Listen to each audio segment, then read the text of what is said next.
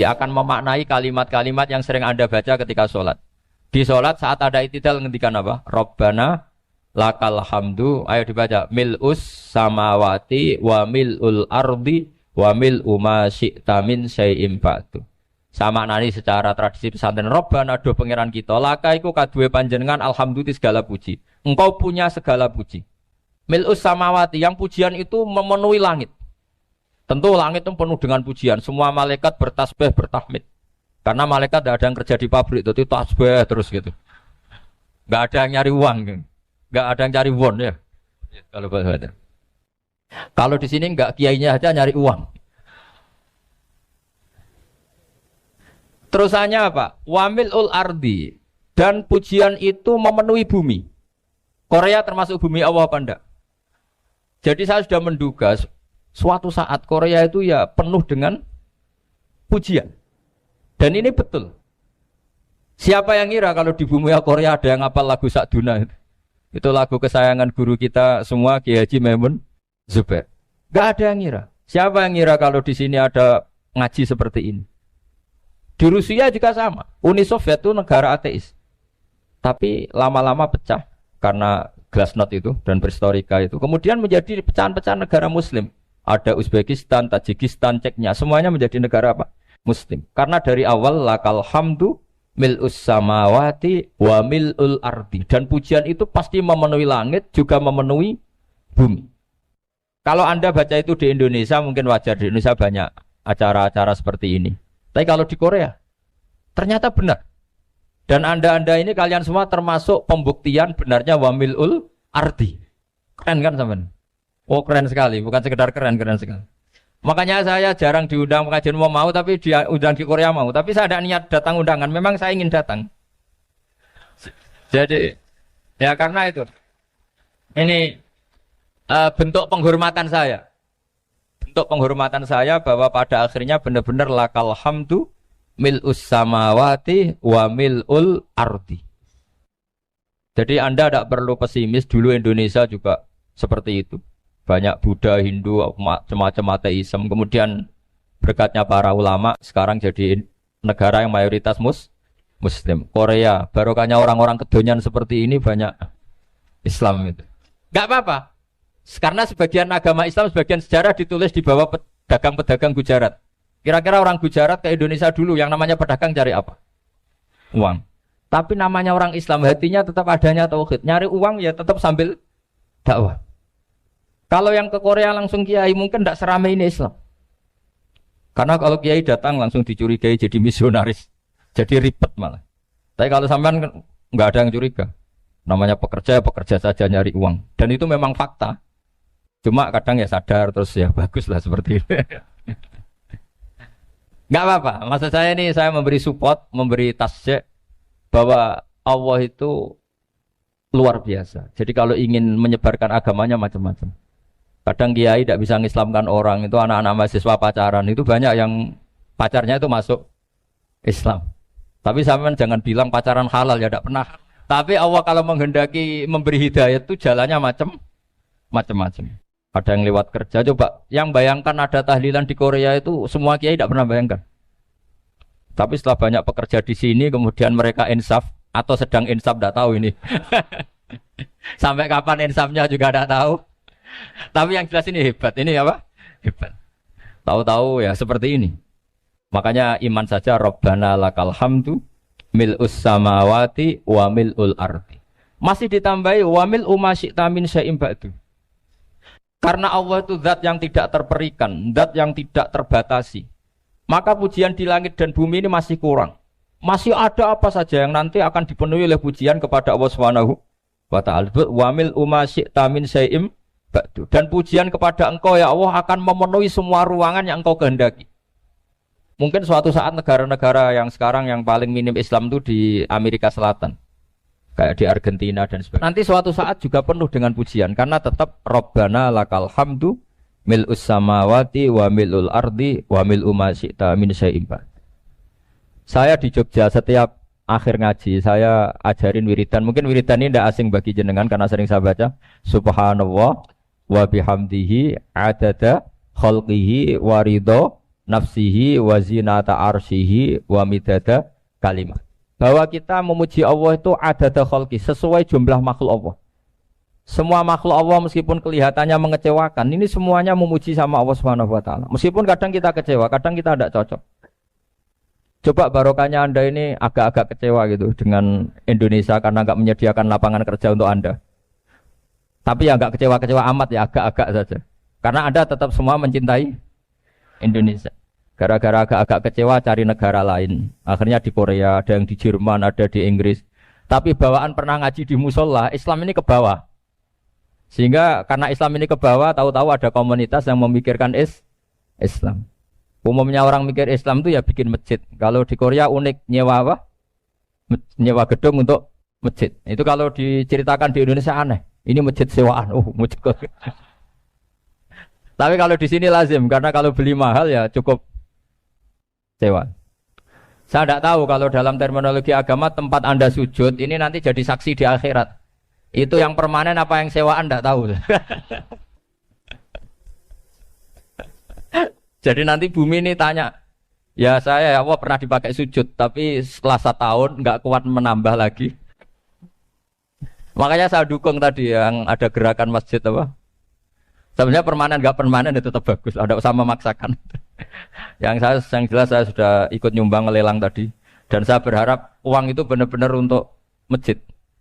Kalau untuk takmirnya juga gak apa-apa, yang penting untuk menghidupi masjid.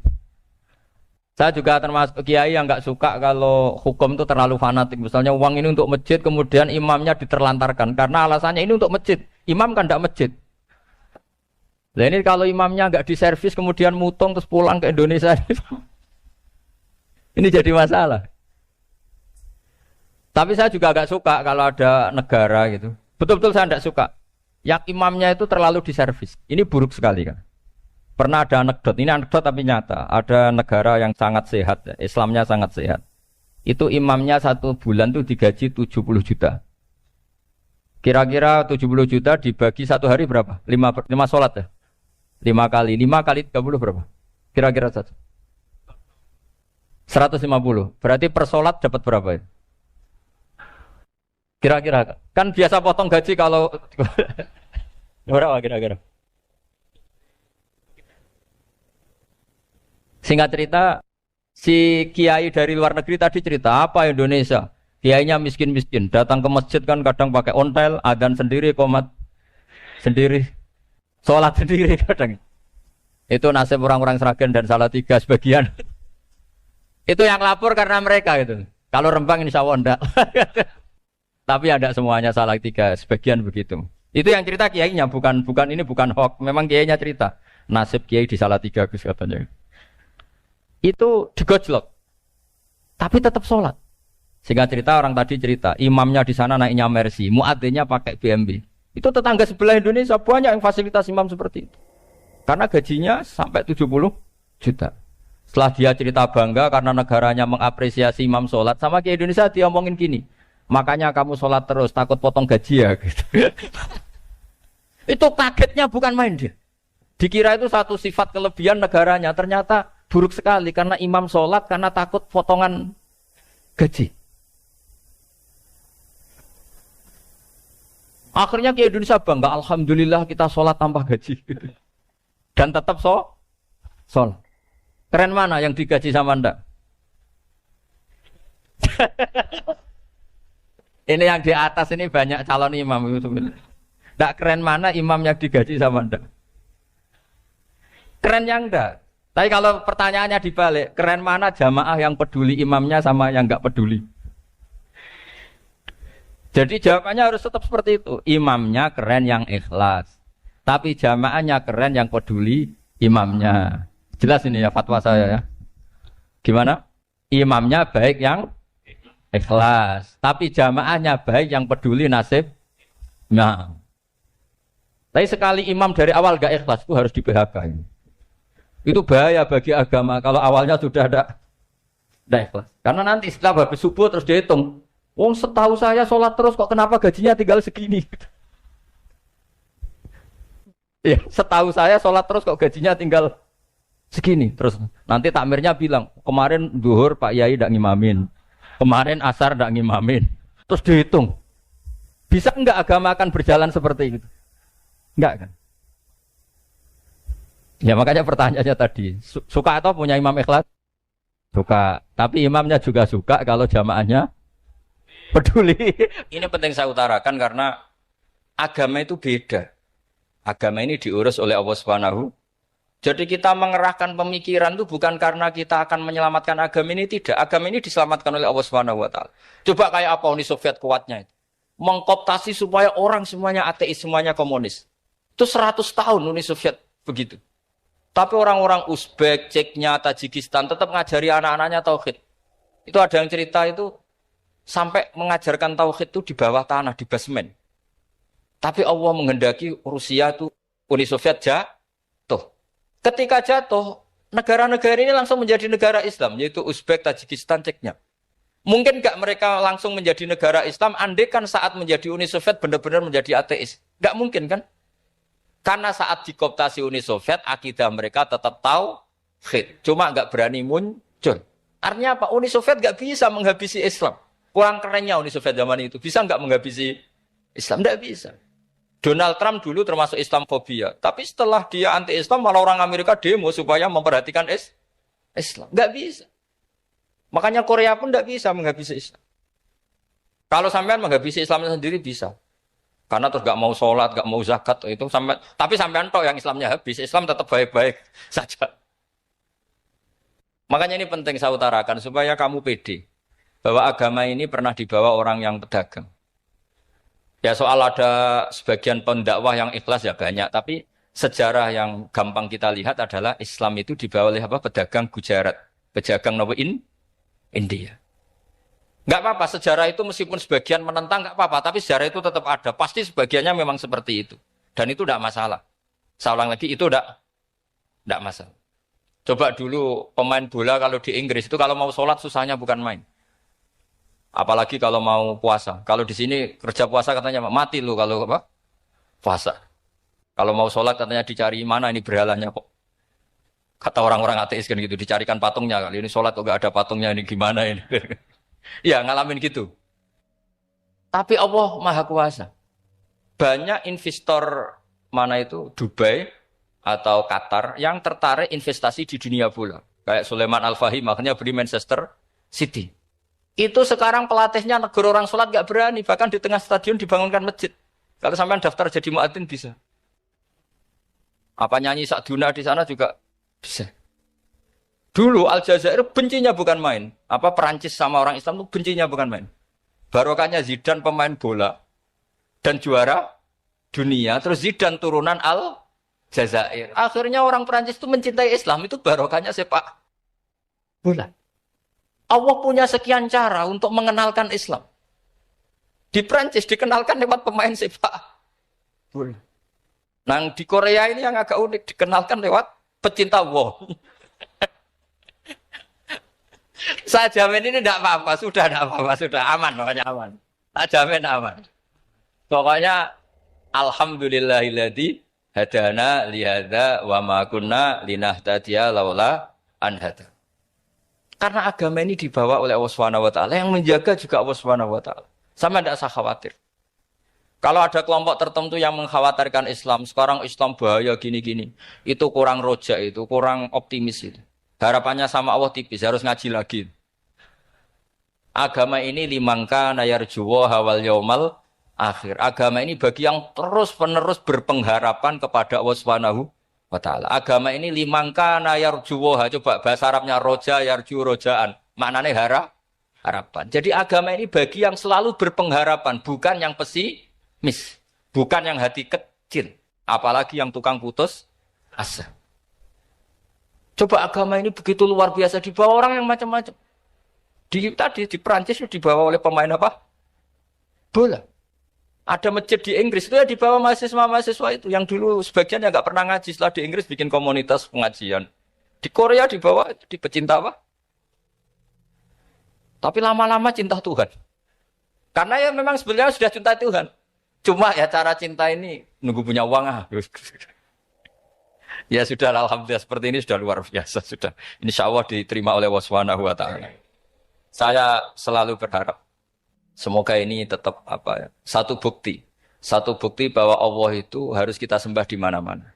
Karena tadi Allah akan selalu Rabbana lakal hamdu mil'us samawati wa mil'ul ardi wa mil'u ma syi'ta min syai'in ba'du. Bahwa pujian kepada Allah akan selalu memenuhi langit dan memenuhi bumi. Bumi Korea termasuk buminya Allah. Makanya pegangan yang saya minta sama pengurus untuk di-share adalah Dawi Rasulullah Shallallahu Alaihi Wasallam. Mungkin nanti panitia harus mengeser itu. Ini Musnad Ahmad, riwayat dari Imam Ahmad. Al-Bilad, Biladullah. Sudah punya? Nanti di-share ya, yang gitu. Al-Biladu, Biladullah. Bahwa negara hakikatnya adalah negara Allah. Wal ibad, ibadullah. Semua hamba hakikatnya adalah hamba. Di hadis itu, fahaitsuma asabta khairan fa'akim. Kapan saja kamu menemukan kebaikan di tempat Anda berdomisili, fa'akim. Kamu tidak apa-apa di sini. Kamu di sini dapat uang, dapat masjid, dapat sewa masjid. Tidak tahu sewa apa permanen, pokoknya itu bagus gitu. Buminya dirayu. Bumi meskipun ini enggak permanen, tapi tetap jadi saksi loh ya. Harus ada kompromi ini. Karena kalau dengar orang Indonesia jadi aneh, masjid kok nyewoi. Tapi aneh di Indonesia, ada aneh di sini. Sampean tenang saja. Tentu malaikat pencatat di sini juga sudah tahu kalau sebagian masjid itu sewaan. Jadi ya ada eskal-eskal amat lah, sudah. Enggak janggal-janggal amat karena kondisional Jadi saya nanti minta panitia supaya mengeser tadi hadis riwayat siapa? Imam Ahmad bin Hambal yang diriwayatkan oleh salah satu minal asyrah al-mubasysyirina bil jannah yaitu Zubair bin Awam. Nabi ngendikan al-biladu biladullah. Negara mana saja adalah negara Allah. Wal ibad ibadullah. Semua hamba adalah hambanya Allah. Fahaitsuma asabta khairan, di mana saja kamu mendapatkan kebaikan, fa'akim. Kamu tidak apa-apa berdomisili di sini. Ya saya mohon ini penting sekali. Pokoknya saya mohon kalimat tauhid ini dijaga. Karena kalimat tauhid ini kata semua ulama, kasyajaratin thayyibatin asluha tsabitu wa far'uha fis sama. Dan kalimat tauhid ini pasti tu'ti ukulaha kullahinim bi'idzni rabbiha. Kalimat tauhid yang dibawa umat Islam seluruh dunia. Meskipun dia orang fasik, orang enggak benar, tetap tu'ti ukulaha kullahinim bi'idzni rabbiha. Kalimat ini akan membawa berkah bagi orang yang dihinggapi atau didomisili umat Islam. Coba sebagian nanti orang Korea menjadi muslim itu karena di sini ada komunitas pekerja muslim, kemudian menyisakan atharul Islam. Jejak-jejak Islam. Enggak apa-apa. Pasti kalimat ini tu'ti ukulaha kullahinim bi'idzni rabbiha. Jadi kalimat tauhid adalah kalimat yang kata Allah tu'ti ukulaha kullahinim bi'idzni rabbiha. Anda tidak usah khawatir bahwa apa yang Anda lakukan akan ditulis oleh Allah Subhanahu wa ta'ala. Kata Allah, wa naktubu ma qaddamu wa atharahum. Gimana di surat Yasin itu? Inna nahnu nuhyil mauta wa naktubu ma qaddamu wa atharahum. Saya bisa menghidupkan orang mati dan semua amal kalian saya tulis, kata Allah. Wa atharahum, dan jejak-jejak yang pernah kalian lakukan juga ditulis. Misalnya Anda sudah pulang di Indonesia, ada orang sholat di masjid ini, oh ini era Kang ini, era Mas ini.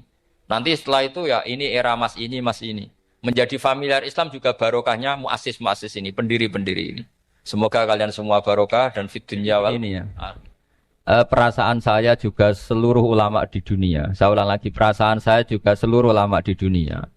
Bahwa Islam masuk itu macam-macam sebabnya. Dulu kita tahu, kita sebagai warga Indonesia, Islam masuk itu ya dibawa orang yang agak kedonyan, ya kayak jenengan lah kira-kira gitu. Ya kayak mbak-mbak ini, ya agak-agak mata duitan gitu. Karena kita tahu rata-rata ahli sejarah mengatakan Islam di Indonesia dibawa kiai apa pedagang. Pedagang tuh nyari uang apa nyari dakwah kira-kira. Ya semoga Anda mirip-mirip seperti itu. Ya jadi nyari uang karena ada nurani Islam sehingga tetap saja membawa Islam. Saya tidak tahu Islam Anda ala apa, tidak tahu. Pokoknya mau ngaji ya berarti Islam ala ahli sunnah wal jamaah. Jadi ini penting saya utarakan bahwa Islam itu agama yang mudah difahami sehingga dibawa pedagang saja ya kasil gitu. Dibawa orang yang kedonyan enggak jenengan juga kasil gitu. Dibawa orang baik ya kasil, dibawa orang broken juga kasil. Ini penting saya utarakan karena saya ngaji di mana-mana bilang ciri utama kebenaran absolut adalah kebenaran yang bahkan orang enggak benar saja bisa bawa. Tapi bukan berarti saya dukung Anda tidak benar, kan sudah tidak benar dulu sebelum kenal saya. Tapi nggak apa-apa, nggak benernya umat Islam insya Allah dimaafkan sama Allah Subhanahu. Ya asal tobat maksudnya. Nggak, ini saya beri satu konstruksi pikiran yang saya sering utarakan di ngaji saya. Sampai sekarang saya coba saat tes ini kan di kampus ya, di apa bacanya ini Kim apa? Kim University yang global leader apa in the world itu. Ini keren lah. Jadi acara ilmiah kita ditakdir di gedung apa? Kampus, gedung universitas di begini. Kalau 1 ditambah 1 2 itu namanya hakikat. Ciri utama hakikat adalah siapapun akan menerima. Saya sekarang tanya sama Anda, kira-kira 1 tambah 1 2 itu musuh Anda pun mengatakan 2 apa tidak? Ya. Pekerja Korea ya bilang 2, rektor Al-Azhar juga bilang 2. Kamu yang sekarang sedang mungkin sebagian broken sama istri juga bilang 2. Istri kamu yang mangkal sama kamu juga bilang 2.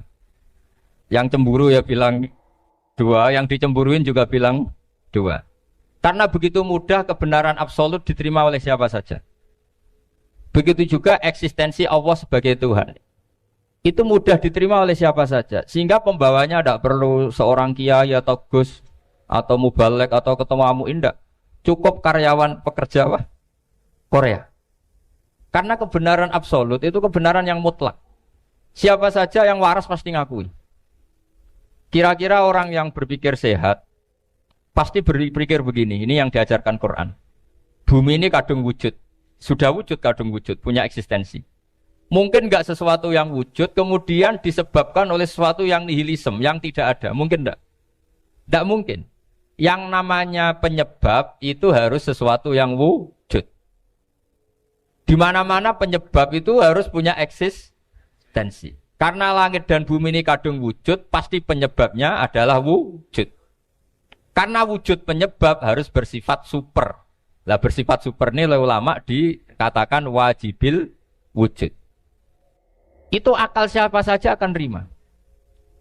Cuma kemudian setelah nerima itu orang macam-macam cara berpikir. Mungkin orang Jawa dulu bilang itu Sahyang Widi. Kalau orang sini mungkin bilang apa itu? Dewa atau apa ya? Enggak tahu saya. Karena itu yang teman sampean, enggak teman saya itu. Tapi yang jelas begini, ini konstruksi ini harus kita jaga. Nanti saya bacakan teks hadisnya. Kebenaran sejati ciri utamanya adalah ada absolutisme, ada kebenaran mutlak. Ciri utama kebenaran mutlak adalah diakui bahkan oleh siapa saja, termasuk oleh orang fasik. Orang fasik itu orang enggak benar. Misalnya ada imam masjid besar Istiqlal, ditanya 1 tambah 1 bilang apa? 2. Nanti kira-kira yang lonte juga bilang apa? 2. KPK juga bilang koruptornya yang ditangkap 2. Nah, eksistensi Allah sebagai Tuhan ini kebenaran yang absolut.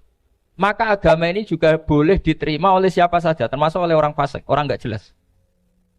Ini penting saya utarakan karena sekarang marak kelompok yang mengatakan orang Islam kalau zina menjadi tidak muslim, orang Islam kalau korupsi menjadi tidak muslim. Salah sedikit tahlilan jadi kafir, percaya wasilah jadi itu tidak benar seperti itu. Karena kebenaran eksistensi itu kebenaran yang enggak bisa diganggu gugat. Seperti Anda ini kan warga Indonesia. KPK ya warga Indonesia, koruptornya juga warga. Apa setelah dia korupsi lalu tidak warga Indonesia? Tetap warga. Orang yang meyakini kalimat tauhid setelah dia salah apa terus tidak ya tauhid? Kan tetap ya. Maka dia tetap Islam. Ini penting saya utarakan. Kalau seorang warga Indonesia yang koruptor, yang macam-macam saja tetap warga Indonesia, padahal banyak kesalahan. Karena status warga Indonesia adalah status yang permanen. Begitu juga status Muslim adalah permanen bagi siapa saja yang melafadzkan La ilaha illallah Muhammadur Rasulullah. Kita tidak bisa mengkafir-kafir mereka. Itu juga yang sering dipesankan dan jadi ciri khas ulama ahli sunnah wal jamaah, tidak mengkafirkan orang Islam meskipun melakukan dosa besar. Soal dia salah nanti masuk neraka ya silakan saja, saya ada ikut, paham ya? Sampai bisa mencoba. Tapi tetap saja dia muslim. Analoginya tadi. Analoginya gampang sekali tadi. Orang Indonesia yang salah itu tidak akan merubah statusnya sebagai warga Indonesia. Karena ya memang dia berstatus warga Indonesia. Orang Islam yang sudah melafadzkan syahadat maka menjadi muslim. Saya di mana-mana berkampanye, berfatwa. Orang kafir yang 70 tahun kafir, sekali melafadzkan kalimat tauhid, itu menjadi muslim apa tetap kafir? Muslim. Masa kita yang Islam terus, yang kalimat tahlil la ilaha illallah kemudian menjadi kafir karena kalimat itu? Itu faham aneh apa aneh? Wong yang kafir saja menjadi muslim karena kalimat tauhid, yang Islam menjadi kafir juga karena kalimat. Ini ngajak apa-apaan? Ya ngajak goblok-goblokan, kira-kira kan gitu. Ini penting saya utarakan karena ini penting. Nah, setelah kamu yakin tauhid, ciri utama tauhid itu apa? Menstatuskan sesuatu sebagaimana hakikatnya. Misalnya bumi Korea, ini statusnya tetap buminya Allah. Maka dari awal saya husnudzon sekali sama Allah Subhanahu wa taala bahwa suatu saat di bumi mana saja itu ada tahlil. Enggak ngira kan ada ateis di sini, bumi ateis kemudian ada tahlil, ada sakduna, ada macam-macam. Ini penting, jadi saya mensupport Anda, mensupport kalian semua bahwa agama ini akan diurus oleh Allah Subhanahu wa taala. Makanya Sayyidina Umar radhiyallahu anhu kalau disuruh mikir agama itu tidak mau. Tidak mau betul. Ketika Umar jadi khalifah itu puncak keemasan masa Islam. Semuanya stabil, semuanya hebat. Sampai Irak, Iran zaman itu Persia masih, semuanya Mesir, itu semuanya ikut Islam.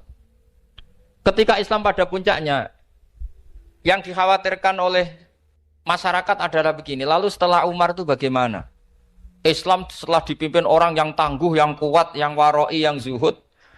Lalu setelah Umar itu gimana? Tapi Umar disuruh mikir gak mau. Sampai setiap Abdullah bin Umar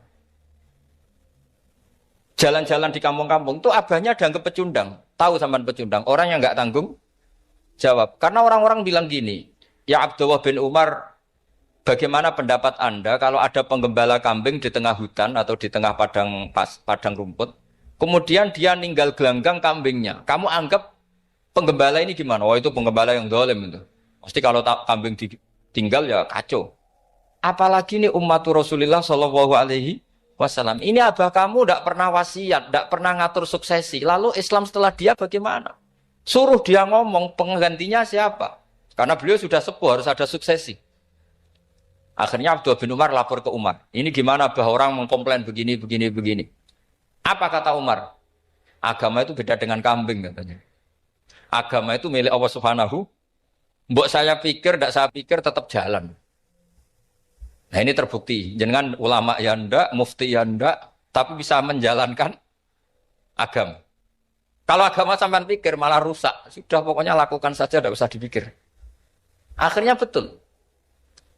Karena agama ini milik Allah. Soal kita serius memikirkannya itu karena khidmah. Karena kita ingin berbakti pada agama. Tapi Anda tidak boleh berpikir kalau agama ini butuh pemikiran Anda. Beda loh ya. Kita khidmah agama serius karena kita ingin mengkhidmai agama. Tapi agama ini tidak pernah butuh kita. Karena agama ini akan diurus oleh Allah Subhanahu. Coba pas sampean kecil, orang jilbaban di Indonesia itu banyak apa banyak sekarang? Banyak sekarang. Kiainya mutu orang dulu apa mutu orang sekarang? Tapi perkembangan Islam itu ramai sekarang apa ramai dulu? Ramai sekarang. Islam menyebar di seluruh dunia itu zaman Wali Songo, zaman sampean keren mana? Keren sekarang. Kualitas solehnya sampean sama Wali Songo? Wali Songo. Ini betul. Karena agama ini diurus oleh Allah Subhanahu. Sayyidina Umar, agama ini innallaha ta'ala yahfadzu dinah. Innallaha ta'ala la yudhi'u khilafatahu waladina. Allah itu tidak akan menyia-nyiakan agamanya. Ini terbukti.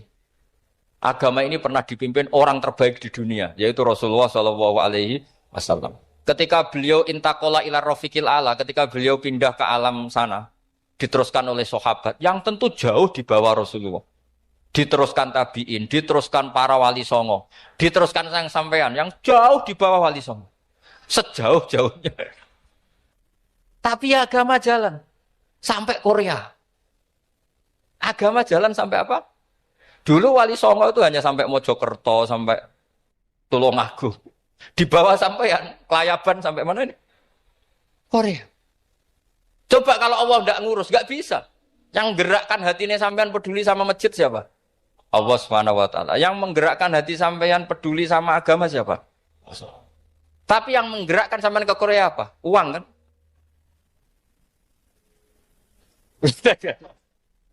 Enggak, enggak apa-apa, jujur saja, jujur. Ya, santai aja. Ini bagian dari keramatnya jenengan. Niatnya enggak bener tapi dibenerin Allah di sini. Dari awal niatnya kan uang gitu. Tapi setelah di Korea dibenerin Allah. Mbok ingat agama gitu. Keren kan? Makanya yang syukur sama Allah Subhanahu wa taala. Yang bisa hanya Allah taala. Makanya dalam dunia kiai selalu baca apa? Alhamdulillah alladzi hadana li hada wa ma kunna linahtadiya laula an hadana Allah. Alhamdulillah kita diberi hidayat seperti ini. Kalau tidak Allah tidak bisa. Sudah mata duitan, kadang istri ngomel, mertua tidak percaya. Sudah setengah-setengah broken gini saya tidak tahu sampai ke Korea itu karena broken pas saking sayangnya keluarga. Potensinya hanya dua. Dibela-belain kerja demi keluarga atau agak broken maka ke sini. Tapi apapun potensi itu tetap baik. Itu takdir sudah, itu takdir tidak usah dibicarakan. Semua itu apa? Karena orang kalau sedang rukun ya tidak mau tukaran, kalau sedang tukaran ya tidak mau rukun. Itu sudah semuanya takdir. Kata bapak saya dulu kalau ada orang mau jualan tanah, Pak Yai tanah saya mau saya jual. Ini gimana padahal ini tanah warisan. Kata bapak, nak waya adol ya adol. Memang ini saatnya jual ya jual saja.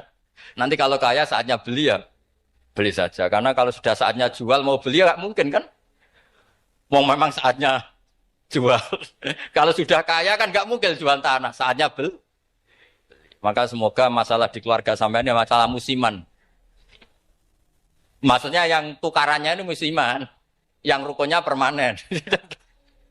Jangan tukarannya permanen, rukunnya musiman. Setelah melihat yang lebih cantik, katut babon, nggak tahu saya nggak tahu.